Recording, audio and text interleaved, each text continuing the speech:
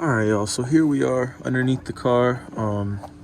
The first thing I will say is if you got the engine out, or you're just really good at taking the headers off, or you plan to upgrade headers, I'll probably just cut off this 3-bolt flange and start the turbo kit a little earlier because there's a lot of space up here, whereas right here is like you see the chassis, and you can V-band it, make things really easy. That being said, I just installed this engine and I don't feel like taking off the headers or anything like that. So and then on top of that, these 3-bolt flanges are stronger and they're not going to leak if you have the proper gasket and if it's not warped, unlike the V-bands, where people think V-bands don't leak, and that's just not true, especially for the cheaper ones. So I've already started the kit.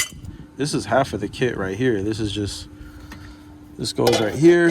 And so because the header comes down at a 45-degree angle, like you see the chassis here, if you were to draw a straight line, you see the header comes down at like a 45. I'm using these 90-degree stainless steel things. You can just get them on eBay or Amazon, and obviously go for the thicker ones.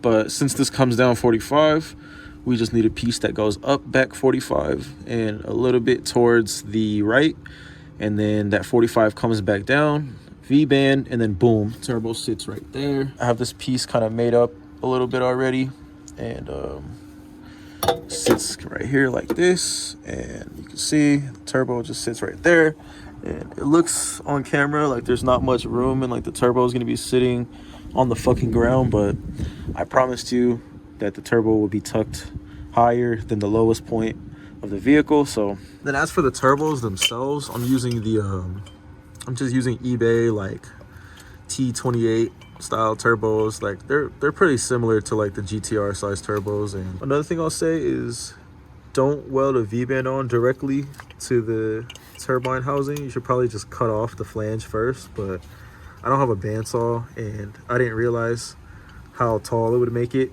not cutting off the T2 flange. So yeah, don't just weld the V-band onto this T2 flange. Like, probably just cut it off first so you can weld that to the turbine housing. But both sides essentially the same.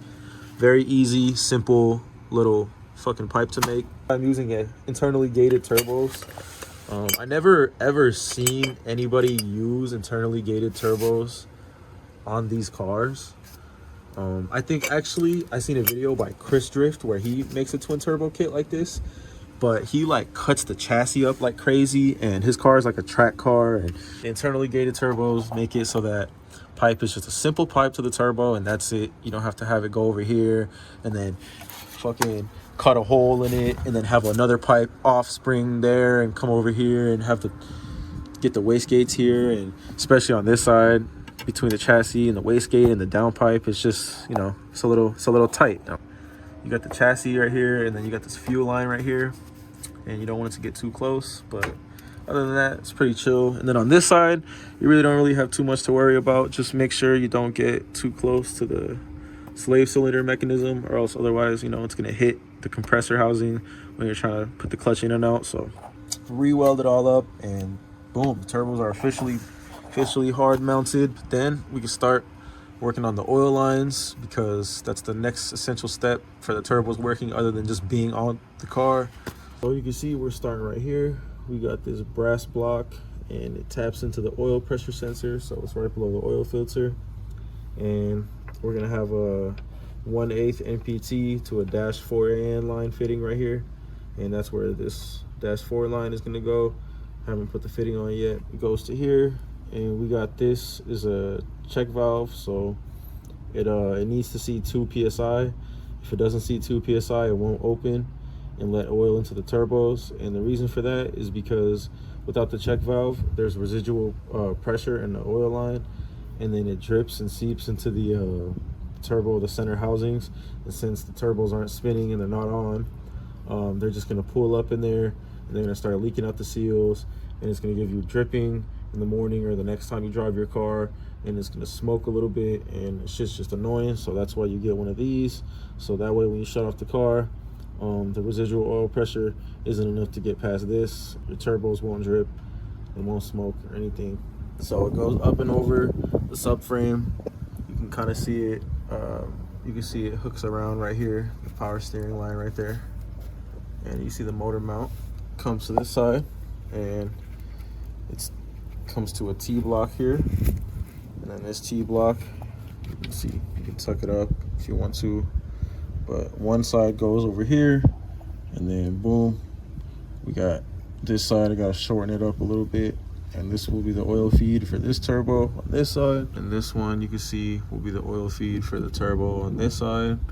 So now all I gotta do for the feed, gotta put a right angle -4 fitting, and then same thing right here, 90-4, and then a 90 on that -4, and then the turbos will be getting oil. If you don't know how to make these lines right here, the AN lines, basically what you want to do is you want to duct tape it, or there's electrical tape, but you just want to tape it off. The reason I always add the tape is so that it doesn't get flared out like that. I'm gonna cut it right there, and you gotta just unscrew this shit. You gotta unscrew bottom half to it. This is the side that's gonna screw onto the line, and then this is the side that's gonna go into that side and become the fitting. This is reverse thread, so when you put it on here, you gotta thread it reversed, and then you'll know it catches on when this shit gets bottomed out all the way into the fitting. So you're gonna see right now. Also, boom, y'all don't even know, but the turbo was on. Y'all couldn't even see it from up here. So as you can see on the inside of the line side of the fitting, oh yeah, you can see the rubber is seated all the way to the end of the fitting, so you know it's installed. Have to get a little bit of oil, and just put it in the line, and then get a little bit of oil, put it right here before you insert it, and then this threads in regularly the clockwise way. Another thing I have to do though, since I welded the V-band flange on, I gotta cut off right there.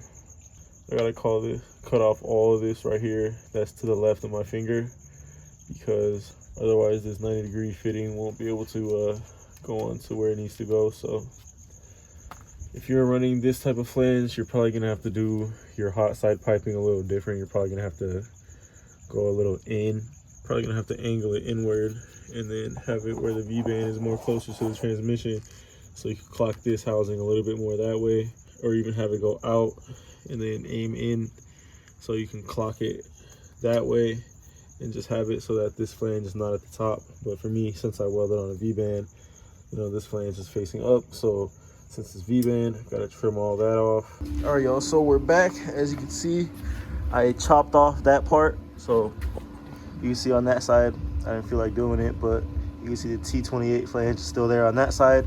But on this side, I chopped it so that it doesn't look like it, and because it was sticking out here and it was making problems for the oil feed. So there you go. That's good now. When you do the AN lines, the shit gets kind of messy, so I recommend cleaning out the oil lines. My oil lines are already hooked up, so what I'm gonna do is, since I'm getting ready to start this car and I haven't started it in a long time anyways, I'm gonna just prime it. Prime it right now.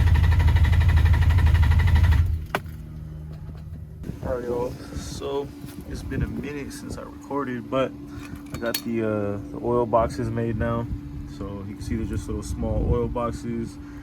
They're like, I think this is an 1.25" square tube. It's not perfect. You can see it's like off to the one side, and the holes aren't perfect, but they bolt up. They're good. On these sides, they're not welded. And on this side, it used to be the fitting that bolts up to the bottom of the turbo, but you can see I welded it on those sides, and I chopped off the where the bolt holes were, so that's why it's like that. I'm just gonna weld a bead here.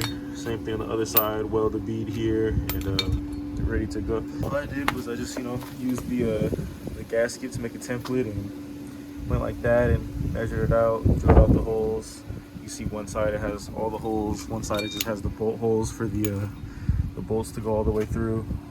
We got these 4 bolts, 45 mil bolts, so they're just long enough to go through the 1.25" boxes and thread into the bottom of the turbo. And we also got these copper washers for the bottom so that it doesn't leak out the bottom holes.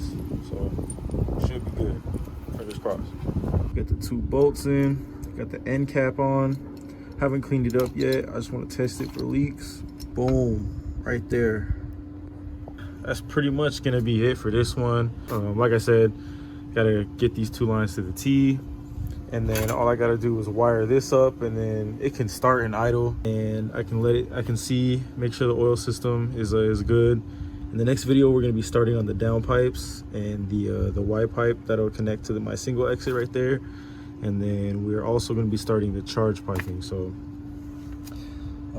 yeah, so the oil feed's good, no leaks. I am gonna be heat wrapping everything too, so